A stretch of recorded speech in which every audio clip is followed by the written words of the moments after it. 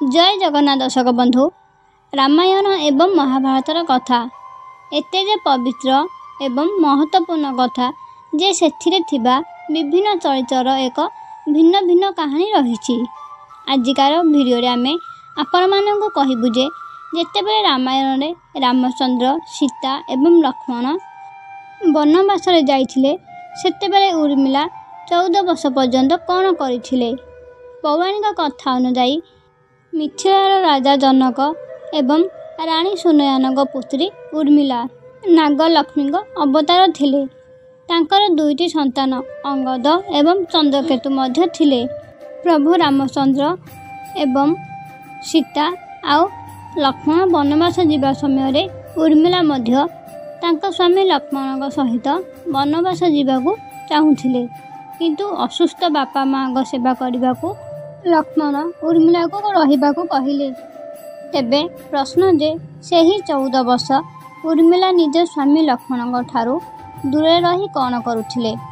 कथा अनुसार जेतेबेले राम लक्ष्मण भरत शत्रुघ्न जन्म हेले सेतेबेले लक्ष्मण कांदिबा बंद करू नथिले। जेतेबेले तांको रामचंद्र का पाखरे सुआई दियागला सेतेबेले से कांदिबा बंद करथिले। सेही दिन ठारू से सबुबले रामचंद्र का पाखे पाखे रहंती। तेणु रामचंद्र का वनवास अपेक्षा लक्ष्मण का वनवास अधिक महान बोली कहा जाए। जेतेबेले लक्ष्मण उर्मिला को जीवाको मना कले सेही समय तांको पाई खूब कठिन थिला।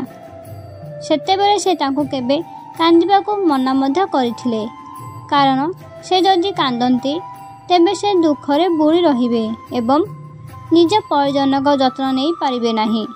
वनवास जीवा परे राजा जनक उर्मिला पाखकू आसी तांको बाप घर को जीवाको अनुरोध कले।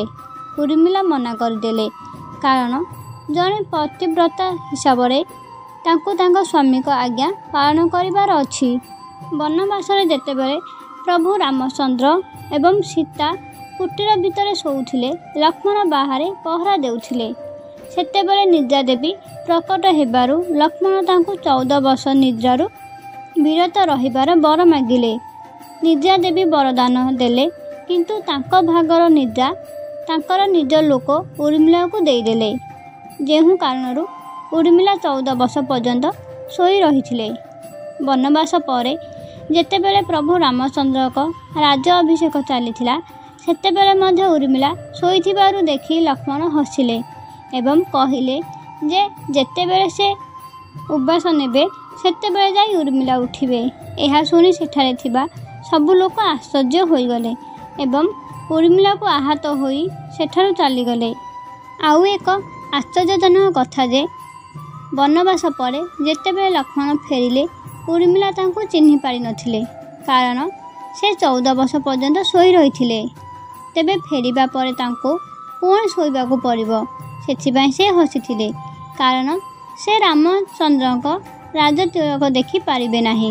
उर्मिला का पतिव्रता बल अन्य उपाय मध्य लक्ष्मण विजयर कारण होइथिला। मेघनाद वध परे तांको मुंड रामचंद्र युद्ध शिविर उपरे रखागला। ताहाको मेघनाद स्त्री सुलोचना नेबाकू आसिले। यह देखि सुलोचना लक्ष्मण को कहिले जे से चिंता करिवार आवश्यकता नाही, कारण मेघनाथ को बध करिवार क्षमता ताहा पाखरे नथिला। ताहा जने पतिव्रता नारीर शक्ति कारणरू होइछि।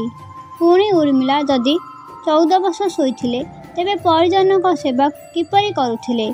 तेबे ताहार अर्थ जे माता सीता उर्मिला को बर देइथिले जे से एका साथी रे 3टी काम करि पारिबे।